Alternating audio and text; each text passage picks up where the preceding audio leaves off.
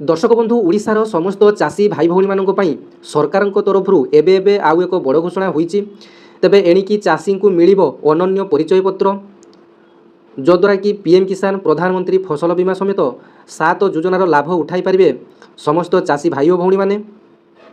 तेबे आज भिडियो माध्यम रे जानिबा जे आपण मानकु कोन करिया पई पड़िबो एई जो परिचय पत्रटी पाइबा पई कौंठी आवेदन करेंगे केमिति आवेदन करेंगे एवं केमिति आपण माने सरकार जो सब योजना रही केमिति उपकृत हो पारे से समस्त डिटेल्स जानिबा आज भिडियो माध्यम रे। तेबे बिना स्किप रे भिडियोटी देखिए। भिडियोटी भल लगे गोटे लाइक करेंगे, चैनल को सब्सक्राइब करने को भूलिए नहीं। तेबे आपण माने जदि जड़े प्रकृत में चाषी अटंती तेबे यही खबरटी आपण मानक अत्यंत गुरुत्वपूर्ण।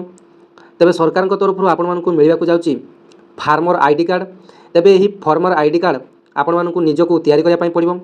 आसतु प्रथमे संपूर्ण खबरटी को पढ़ी नेबा, तापर आपण माने किभଳି भाबरे फार्मर आईडी आवेदन करेंगे कौंठी आवेदन करेंगे ताहा मध्य डिटेल्स आज भिडियो माध्यम जानिबा। एणिकी चाषी को मिलिबो अनन्य चाषी परिचय पत्र बा यूनिक फार्मर आईडी। एही परिचय पत्र रे आधार नंबर सहित मोबाइल नंबर रहिबो, चाषीर जमीर मालिकाना समेत विस्तृत विवरणी रहिबो एही फार्मर आईडी रे। एही परिचय पत्र थिबा चाषी को सहजरे मिलिबो पीएम किसान सहायता राशि। हेले एथिपाई पंजीकरण करिबा बाध्यतामूलक। तेबे आपण माने केमिति पंजीकरण करेंगे फार्मर आईडी रे ताहा मध्य आज भिडियो माध्यम रे आपण मानकु मु कहिबी। तेबे देखंतु सही परी आगामी दिन में चाषी मंडी रे धान बिक्री करी सर्वनिम्न सहायता राशि जोटा कि एमएसपी पाइबा को यही परिचय पत्र द्वारा मिलिबो योग्यता। परिचय पत्र नथिले मंडी रे धान बिक्री करने को चाषी असुविधा पड़े। तेबे देखंतु फार्मर आईडी टी न कले आगामी दिन में आपण माने धान बिक्री मध्य करि परिबे नाही। तेणु आपण मानक पई निश्चित एक बड़ खबर जे फार्मर आईडी टी वर्तमान समस्त को करिया पई बाध्यतामूलक पड़िबो। किसान क्रेडिट कार्ड ऋण मिलवा को सहज हो। यह सहित प्रधानमंत्री फसल बीमा योजना समेत 7 योजनार चाषी माने लाभ उठाई पारिबे। तेबे कृषक पंजीकरण डिजिटल सिस्टम को उभय ओडिशा एवं भारत सरकार मिलित भाव विकास करिसंती।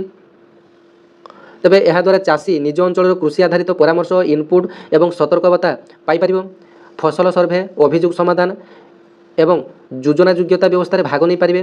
चाषी माने चाषी पंजीकरण पोर्टाल किंबा मोबाइल आप पंजीकरण करेंगे, नचेत जनसेवा केन्द्र जाई पंजीकरण करेंगे।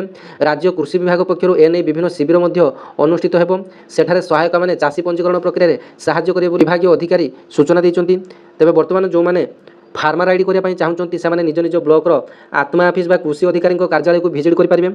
एथिपाई आवश्यक डॉक्यूमेंट कहवाई गले आपर आधार कार्ड भोटर कार्ड देले चलिबो, नदेले आपर भी चलिबो। तेबे आधार कार्ड बैंक पास बही गोटे कॉपी फोटो एवं आपण जमीर पट्टा बास एतिकी सर्टिफिकेट आपण मानकु एही फार्मर आईडी पई आवश्यक। तेबे आपण माने किछि समय बा किछि दिन अपेक्षा करंतु। देखंतु सरकार तरफ आपण मानकर पंजीकरण करिया पई शिविर आपण मानकर प्रत्येक विलेज वाइज आपण मानकर ग्राम वाइज आपण मानकर शिविर अनुष्ठित होब। सेथिरे आपण मानकर चाषी मानक पई स्वतंत्र पदक्षेप निया जिवो। जो चाषी माने वर्तमान सुधा फार्मर आईडी करना से निश्चिंत भाव में फार्मर आईडी करने पड़ो। आगामी दिन में सरकार जिते सब सहायता पाइबापी निश्चिंत आपण फार्मर आईडी करने पड़ो। जदि आपण मैंने जड़े चाषी अटंती तेज आपर सहीटा हम आपर परिचय पत्र आपर फार्मर आईडी टी रही आपण मैंने चाष संबंधी जेकोसी भी सुविधा असुविधार समस्त डिटेल्स आपर से फार्मर आईडी रमती आपने जानते बर्तमान आयुष्मान योजना आपण मैंने केते टंकार चिकित्सा हेले केते टंका आपर आउ बड़का राशि रहा जमी आपर सब सुविधा से कार्ड आपने पाइपार सेमती आपर फार्मर आईडी कार्ड रे आपण माने वर्तमान से समस्त सुविधा पाई परिबे। तेबे भिडियोटी आपण माने कोन जिल्ला रु देखुचंती कमेंट सेक्शन रे कमेंट माध्यम रे आपण माने जणाइबा को अनुरोध। तेबे भिडियोटी जदि भल लागितिबो अन्यान्य चाषी भाई भणी मानकु मध्ये भिडियोटी शेयर कर देबे जो माने कि फार्मर आईडी वर्तमान सुधा करि नांती। आगामी दिन रे फार्मर आईडी न करथिले आपण मानकु पीएम किसान सहित आपण मानकर जते सब आपण मानकर प्रधानमंत्री फसल बीमा एवं सीएम किसान ए सबरो योजनार पैसा आपण मानकु मिलिबो नाही।